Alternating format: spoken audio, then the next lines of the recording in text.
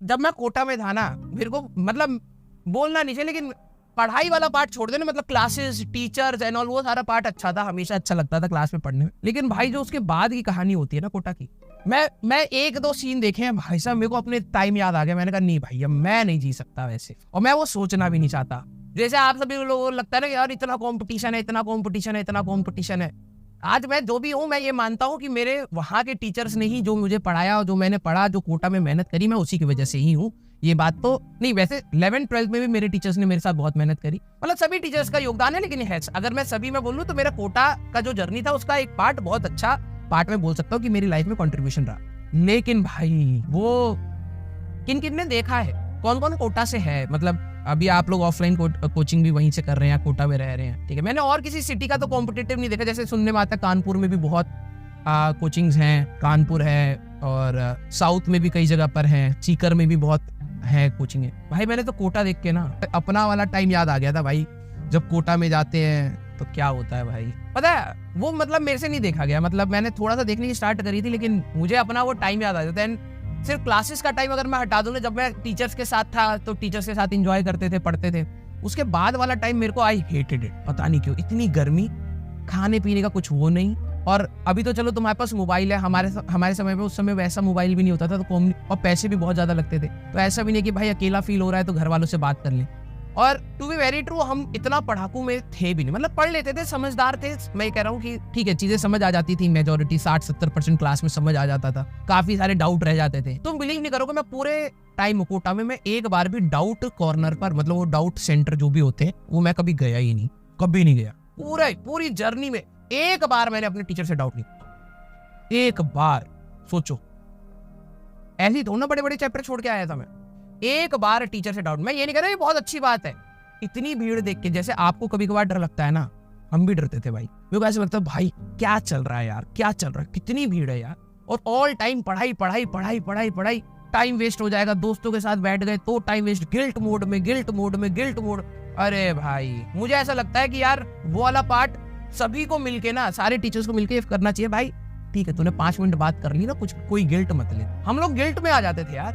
हम लोग मैस जा रहे हैं, अगर हमें लगा ना कि यार मैस से आते आते 8 बजे के 10 मिनट हो गए या 15 मिनट हो गए, हमें लगता है 15 मिनट वेस्ट हो गए। और ये दो साइड है इसकी, ठीक है। एक साइड है जेन्युइनली वेस्ट हुए होंगे, जिनको सही में देना चाहिए पढ़ाई में। भाई हम लोगों को ना, हम स्ट्रेस में वो अगले 15 मिनट खराब कर देते थे। भाई 8 बजे से तो पढ़ने का सोचा था, 8:15 हो गए। फिर समय के साथ लाइफ में समझ आई कि यार ठीक है, वो चीजें भी इंपॉर्टेंट थी, लेकिन यार दोबारा मैं वैसी जिंदगी नहीं देखना चाहता। तो चिल होके जितना कर सकते हो उतना करो, भगवान उसमें आपको खुश होके दे देगा। भाई सही बता रहा हूँ, अच्छी सीरीज होगी, सब चीजें अच्छी है, मैं किसी को गलत नहीं कह रहा हूँ। मुझे अपनी जर्नी बहुत दर्दनाक लगती, मैं वो देखता हूँ ना, मुझे घुटन सी फील होती थी भाई, कि एक कमरे में बैठे हुए हैं, पढ़े जा रहे हैं, कुछ समझ नहीं आ रहा है कि आगे क्या होगा। सब्जेक्ट समझ आ रहे हैं, कुछ चीजें समझ आ रही है, सवाल नहीं हो रहे, ठीक है। फिर ऐसा लगता था ठीक है भाई, हम जहां से आए हैं वहां पर तो लेवल नहीं पढ़ाया जाता था, यहाँ पर थोड़ा सा हाई लेवल है तो चीजें नहीं समझ आएंगी। एक्सेप्टेंस क्रिएट करे जा रहे हैं। भाई कैसे निकले वहां से। लेकिन मैं आपसे बैड मेमोरीज, बैड नहीं यार, मतलब कैसे बोले यार, मतलब मैं तुम्हें एक्सप्रेस नहीं कर पाऊंगा, क्योंकि ऑनलाइन वर्ल्ड है ना, लोग बहुत गलत तरीके से इसको ना बोलेंगे, देखो ऐसा बोल रहा है, वैसा बोल रहा है। यार बीइंग अ स्टूडेंट, मेरे को ऐसा लग रहा है कि मेरे को शायद वैसी टीचर्स और वैसा ही एनवायरनमेंट थोड़ा सा ओपन जोन में मिलता। ओपन जोन मतलब ठीक है भाई, नहीं हो पा रहा तो एक्सेप्ट इट। वहां पर पता नहीं, मैं अपने फेलियर्स को भी एक्सेप्ट नहीं कर पा रहा था, ठीक है। अगर मुझे ऐसा लग रहा था ना कि यार ये चीज मेरे से नहीं हो पा रही है, तो मैं अपने आप को कोसने लग जा रहा, क्योंकि मैं देख रहा था दूसरों से हो रही है। अब पता नहीं वो दिखावे में हो रही है, कोई भी आके हॉस्टल में आके बोल देता है भाई ये किताब लगाई है, ये करा है, वो करा है, और भाई नहीं हुए हमसे, तो अपने फेलियर को भी एक्सेप्ट नहीं कर पा रहा था। ये बहुत टॉर्चरस था वो मेरे लिए। अब मैं इंट्रोवर्ट था, मैं बहुत कम लोगों से बोलता था। आप बिलीव नहीं करोगे, मैं कोटा में था तो मैं जिस अपने एक दोस्त के साथ गया था वो था, और कोटा के बिल्कुल जर्नी के बिल्कुल लास्ट में फरवरी में जाके मेरा एक दोस्त बना, राहुल झुमनानी करके था, एक दोस्त पूरे उसमें। अब मेरे जैसे कई बच्चे होंगे, और ऐसा नहीं है कि मैं खड़ूस इंसान हूं कि मैं जाके दोस्ती नहीं करना चाहता, मैं लड़ रहा हूं लोगों से, नहीं है ही नहीं भाई। मैं कम बात करना चाहता हूं, तो किसी के साथ वो स्ट्रगल ही नहीं शेयर कर पा रहे हैं। हम 2 दोस्त हैं, वो आपस में बोल रहे हैं, उसको और नहीं समझ आ रहा है, मेरे को थोड़ा बहुत समझ आ रहा है, मैं उसको समझा रहा हूँ ये वो।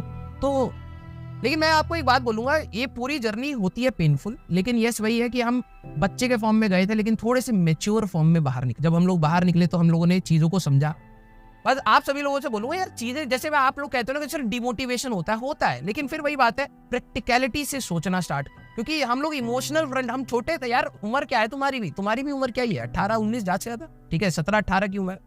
मेच्योरिटी इतनी है नहीं अभी, तो हम लोग ना दूर की चीजें सोच नहीं पाते, और जब सोच नहीं पाते हैं तो अपने आप को डिमोटिवेट कर लेते। लेकिन मैं समय के साथ ये चीज मैं आप कोशिश करता हूँ कि अपने स्टूडेंट को समझा पाऊँ कि यार एक तो पहले खुश रहना सीखो, जबरदस्ती खुश रहना सीखो अपने आप को, क्योंकि दुख देने वाले बहुत सारी चीजें, और चीजें अगर आपके कंट्रोल में नहीं भी हुई तो भी बहुत बड़ा नुकसान नहीं होता। इवेंचुअली अगर आप मेहनत करना सीख जाते हैं, इवेंचुअली आप चीजों को एनालाइज करना सीख जाते हैं, कोशिश करना सीख जाते हैं, तो धीरे धीरे सबकी ग्रोथ जर्नी अलग होती है। मेरे सारे कई दोस्त थे, ठीक है, पता नहीं बोलना चाहिए नहीं बोलना चाहिए, लेकिन चलिए ठीक है, हमारे लाइफ एक्सपीरियंस से आपको भी कुछ कुछ सीखने को मिलता है।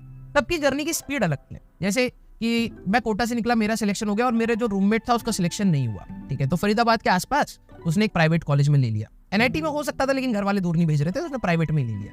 अब क्या हुआ कि स्टार्टिंग में मेरी जर्नी फास्ट हुई, अब वो डिप्रेशन में था यार, मेरा सिलेक्शन नहीं हुआ। बिलीव मी, उसने अपने बहुत टाइम वेस्ट किया। कॉलेज से निकलने के बाद हम लोग दो साल या 2.5 साल के बाद मिले, and he was far much ahead in career wise. वो मेरे से बहुत आगे जा चुका, सैलरी वाइज उसकी बहुत अच्छी थी। तो फिर मेरे को डिप्रेशन होने लगा, ठीक है, जेलेसी वाला नहीं यार, अपने दोस्त से क्या जेलेसी खाओगे तुम, वो आगे बढ़ रहा है, अच्छी बात है, प्राउड फीलिंग हो रही है, अपने लिए बुरा लगने लगता है। 2 टाइप की जलन होती है, एक होती है दूसरे से जलन, एक होती है खुद से जलन कि भाई तू क्या कर रहा है। तो एक ऐसा फेज आया जहां पर मेरे दोस्त मेरे से बहुत आगे थे, फिर एक ऐसा फेज आया जहां पर हम सारे बराबर कमा रहे हैं, फिर एक ऐसा फेज आया जहां पर शायद मैं उनसे थोड़ा बेटर कर रहा हूं, और आज मैं देख रहा हूं वो वापस सारे मेरे बराबर कमा, अलग अलग फील्ड में सारे के सारे बराबर कमा। तो ये लाइफ में आगे पीछे अगर आप एक पैरामीटर सेट कर लेते हो तो आपको हमेशा लगेगा आगे पीछे चलता रहता है। लेकिन इस चीज को आपको समझना पड़ेगा, दीज आर पार्ट्स। मेहनत करना मत, समझ रहे हो, मेहनत करना आप बिल्कुल मत छोड़िए, आप कोशिश करिए। कभी कभार आपको लगता है कि यार, जैसे कल मैं पढ़ रहा था कहीं पर, उन्होंने कहा था life is never fair, life कभी फेयर हो ही नहीं सकती।